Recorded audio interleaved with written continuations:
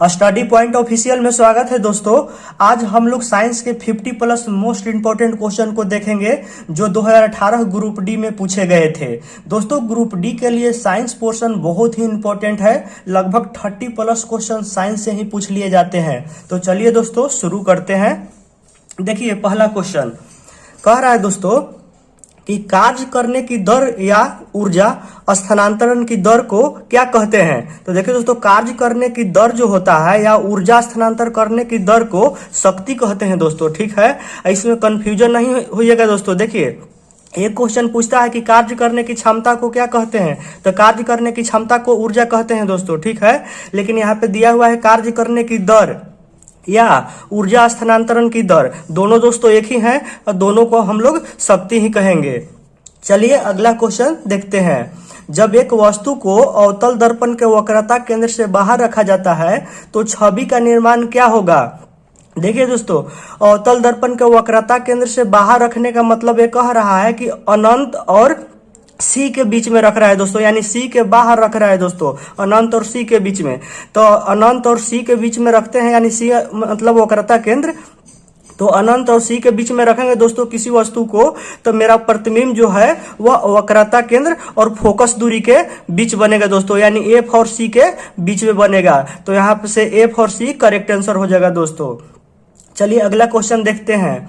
देखिए माता रोगाणु कोशिकाएं या अंडे किसमें निर्मित होते हैं। तो देखिए दोस्तों ऑप्शन है आपका गर्भाशय, ग्रीवा, दूसरा ऑप्शन है अंडाशय, उसी को ओवरी बोलते हैं, योनि और गर्भाशय है दोस्तों। तो यहाँ से करेक्ट आंसर आपका अंडाशय हो जाएगा दोस्तों। माता रोगाणु कोशिकाएं या अंडे अंडाशय यानी ओवरी में निर्मित होते हैं। अगला क्वेश्चन देखिए दोस्तों। देखिए बोल रहा है कि डोबरेनर ने उत्प्रेरक के रूप में खाली स्थान पर पहला अवलोकन किया। तो दोस्तों ये प्लेटिनम पर पहला अवलोकन किए थे दोस्तों डोबरेनर ने। देखिए दोस्तों ऐसे तो बहुत सारे वैज्ञानिक आए दोस्तों पीरियोडिक टेबल के लिए, लेकिन सभी में कुछ न कुछ दोष पाए गए दोस्तों। जैसे मेंडलीफ आए, फिर मोसले आए, फिर न्यूलैंड का अष्टक नियम दिए, फिर डोबरेनर का त्रिक नियम आया दोस्तों। तो दोस्तों सभी का जो है कुछ न कुछ आपका दोष है दोस्तों, इसीलिए फाइनली ये सब सभी को हटा दिया गया दोस्तों पीरियोडिक टेबल। और फाइनली जो है मोसले जी का पीरियोडिक टेबल आधुनिक जो है हम लोग यूज करते हैं, और इसमें दोस्तों सभी दोषों को दूर लगभग हो गया है दोस्तों, इसमें कोई दोष आपको नहीं है। देखिए दोस्तों डोबरेनर का जो त्रिक नियम दिए हैं दोस्तों वो क्या है वो थोड़ा समझ लेते हैं दोस्तों पीरियोडिक टेबल से अच्छे से। देखिए दोस्तों जैसे लिथियम हो, जैसे डोबरेनर जो थे दोस्तों वो 3 एलिमेंट को इस तरह रखे दोस्तों कि देखिए जैसे मान ली कि लिथियम, सोडियम और पोटेशियम जो दोस्तों इस तरह थी किए, जैसे लिथियम और पोटेशियम को अगर परमाणु द्रव्यमान को दोस्तों औसत निकालेंगे दोस्तों, यानी दोनों को जोड़ के 2 से भाग देंगे तो आपका सोडियम के लगभग बराबर आएगा दोस्तों। इस तरह से वो डोबरेनर सजाए थे दोस्तों। देखिए जैसे लिथियम हो गया और पोटेशियम हो गया, देखिए दोनों को परमाणु द्रव्यमान के जोड़ेंगे और 2 से भाग देंगे तो लगभग सोडियम के इक्वल आएगा। इसी तरह देखिए जैसे कैल्शियम, स्ट्रेंशियम और आपका बेरियम हो गया दोस्तों।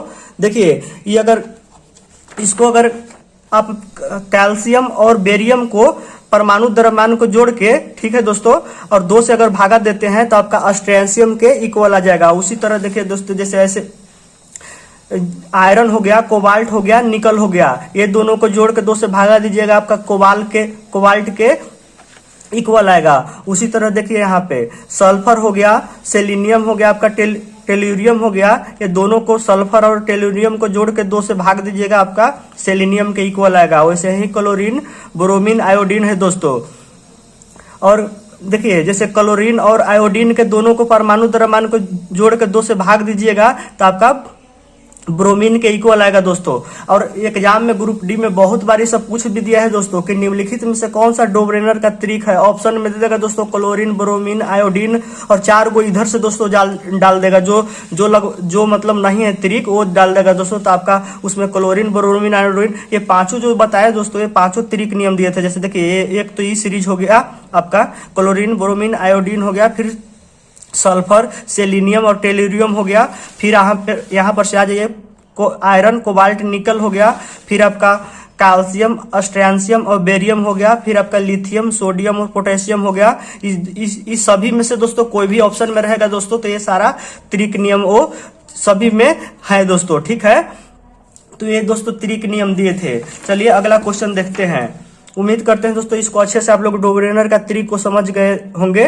वो दोस्तों दोनों का जोड़कर और 2 से भाग देने पर बीच वाला आता था दोस्तों, उसी आधार पर वो सजाए थे। लेकिन वो भी दोस्तों कुछ ही दूर तक लागू हुआ, फिर वो अगर जोड़ के 2 से भाग देते थे तो वो आता ही नहीं था दोस्तों, इसलिए उनका भी आवर्त सारणी का दोष हो गया था, इसलिए वो भी हटा दिया गया था। अगला क्वेश्चन देखिए दोस्तों, कार्य करने की क्षमता को ऊर्जा कहते हैं और वेग में परिवर्तन की दर को त्वरण कहते हैं दोस्तों। ये छोटा छोटा क्वेश्चन है दोस्तों, लेकिन एग्जाम हॉल में बहुत कंफ्यूजन करता है, तो याद रखिएगा आप लोग। देखिए अगला क्वेश्चन, उभयचर में खाली स्थान। देखिए पहला ऑप्शन कह रहा है कि पंखों के साथ शुष्क और ग्रंथि विहीन त्वचा होता है, बिना पंखों के ग्रंथि वाली त्वचा होता है। तो इसका करेक्ट आंसर हो जाएगा दोस्तों उभयचर में। कुछ ट्रिक के जरिए दोस्तों याद रखिएगा, क्योंकि बहुत टाइप के ऐसे क्वेश्चन बहुत सारे पूछे गए थे दोस्तों 2018 ग्रुप डी में। उभयचर में बिना पंखों के ग्रंथि वाले त्वचा होती है दोस्तों, तो यहाँ से ये करेक्ट आंसर होगा। देखिए अगला क्वेश्चन, हर्षवर्धन के राज्यसभा कवि कौन थे? हर्षवर्धन के राज्यसभा कवि कौन थे? तब बानभट्ट थे दोस्तों। इसका करेक्ट आंसर आपका बानभट्ट हो जाएगा। देखिए 16 ग्राम ऑक्सीजन में 16 ग्राम ऑक्सीजन में ऑक्सीजन के खाली स्थान परमाणु होते हैं, ठीक है दोस्तों। तो देखिए यहां से आपका 6.022 गुने 10 के पावर 23 आपका करेक्ट आंसर होगा। यानी एक मोल में जितना परमाणुओं की संख्या होता है उतना ही 16 ग्राम में होगा दोस्तों। यही एवोगाड्रो संख्या भी आपका होता है। एवोगाड्रो संख्या भी आप लोग याद रखेंगे दोस्तों। इसी में आपका 16 ग्राम ऑक्सीजन में ऑक्सीजनों के हो जाएगा परमाणुओं की संख्या कितना दोस्तों? 6.022 गुने 10 के पावर 23। अगला देखिए, कैल्शियम क्लोराइड CaCl2 के सूत्र इकाई द्रव्यमान होगा, तो इसका 111 यूनिट होता है दोस्तों, ठीक है। तो आप लोग याद रखिएगा। देखिए अगला क्वेश्चन, देखिए दोस्तों बोल रहा है कि हमारे शरीर में मांसपेशियां या मांसपेशी ऊतक खाली स्थान के लिए जिम्मेदार है। ऑप्शन है दोस्तों पीने के लिए, दूसरा ऑप्शन है दोस्तों अंगों में गति उत्पन्न करने के लिए, विकास के लिए, कि आवागमन के लिए। तो इसका करेक्ट आंसर आवागमन हो जाएगा दोस्तों। हमारे शरीर में मांसपेशियां जो है आवागमन के लिए जिम्मेदार है दोस्तों। चलिए अगला क्वेश्चन देखते हैं। देखिए बोल रहा है दोस्तों कि निम्न में से कौन सी धातु उभयधर्मी ऑक्साइड बना सकता है?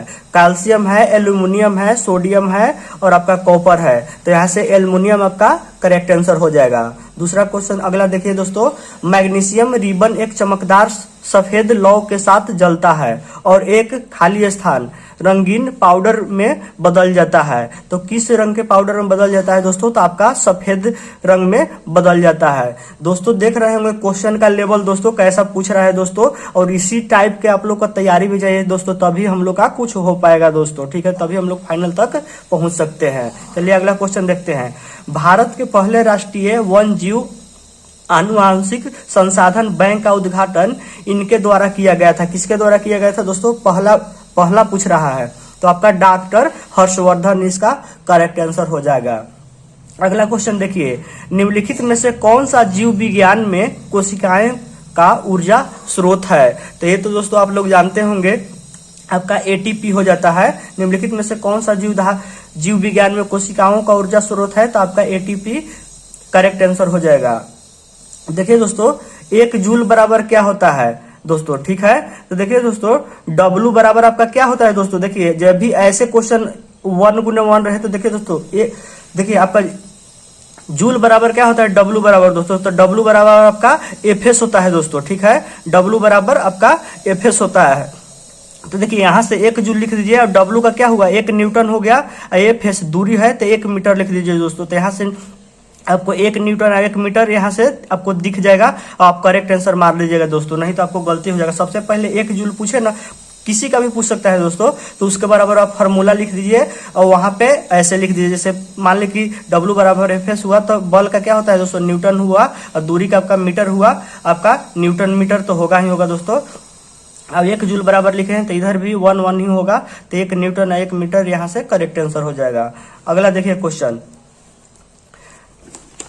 देखिए दोस्तों, पूछ रहा है कि ब्लैक एंड व्हाइट फोटोग्राफी में उपयोग किए जाने वाले दो रसायन कौन से हैं।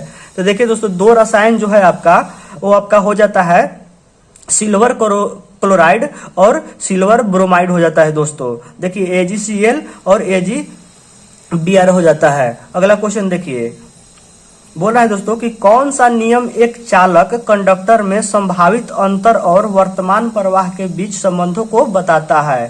तो ये दोस्तों V = IR ओम के नियम जो दोस्तों बताता है आपका। अगला क्वेश्चन देखिए दोस्तों, देखिए दोस्तों, बोल रहा है कि देखिए दोस्तों, यहाँ पे पोखरन भारत के राजस्थान के जैसलमेर जिले में स्थित एक नगर है। ठीक है, देखिए दोस्तों, हम इसलिए दोनों को लिए हैं। देखिए यहाँ से बालासोर लिए हैं, यहाँ से पोखरन लिए हैं। दोनों दोस्तों कंफ्यूजन होता है कि किस राज्य में है, तो ये थोड़ा जान लीजिए। पोखरन भारत के राजस्थान राज्य के जैसलमेर जिले में स्थित एक नगर है, जबकि बालासोर जो है या बालेश्वर जिला जो है उड़ीसा राज्य का एक जिला है दोस्तों। देखिए, सम्राट अशोक जो है खाली स्थान का पुत्र था, जो मौर्य वंश से संबंधित था।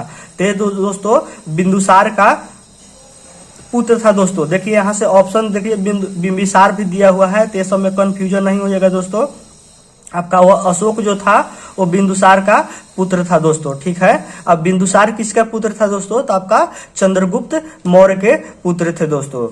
चलिए अगला क्वेश्चन देखते हैं। देखिए दोस्तों, जनरेटर और डायनेमो जो है दोनों को देखिए दोस्तों, सभी को एक जगह लिख दिए हैं ताकि आपको कोई कंफ्यूजन नहीं हो। जनरेटर और डायनेमो जो है वह दोनों यांत्रिक ऊर्जा को विद्युत ऊर्जा में बदलता है, और विद्युत पंखा और मोटर जो है दोनों जो है वो विद्युत ऊर्जा को यांत्रिक ऊर्जा में बदलता है, इसलिए याद रखेंगे दोस्तों। अगला क्वेश्चन देखिए, 2015 ईस्वी के अंत तक, एक काफी इंपॉर्टेंट क्वेश्चन है दोस्तों। 2015 ईस्वी के अंत तक भारत ने अंटार्कटिका में 3 अनुसंधान स्टेशन स्थापित किए हैं। देखिए दोस्तों, कौन कौन है। पहला तो दोस्तों पूछेगा तो दक्षिणी गंगोत्री है दोस्तों। और ऐसे भी क्वेश्चन पूछता है दोस्तों कि भारत ने अंटार्कटिका में अभी हाल ही में सबसे मतलब वर्तमान में कौन सा आपका स्टेशन स्थापित किया है, तो आपका भारती हो जाएगा दोस्तों। भारती को स्थापित किया गया था आपका 2012 या 13 भी आंसर देता है दोस्तों। 12 में आपका स्थापित किया गया था। तो देख लीजिए, दक्षिण गंगोत्री पहला है दोस्तों, वो 1983 से 84 में आपका स्थापित किया गया था। उसके बाद मैत्री को स्थापित किया गया दोस्तों, और तीसरा है दोस्तों वो भारती को स्थापित किया गया था। तो करंट आपका भारती ही हो जाएगा। देखिए अगला, देखिए रिसर्च स्टेशन में अंटार्कटिका में है। रिसर्च स्टेशन कहाँ में है दोस्तों, अंटार्कटिका में है, तो ये आप याद रखेंगे। अगर एक व्यक्ति रिकेट्स यानी हिचकी होता है दोस्तों से पीड़ित है, तो व्यक्ति में खाली स्थान की कमी है।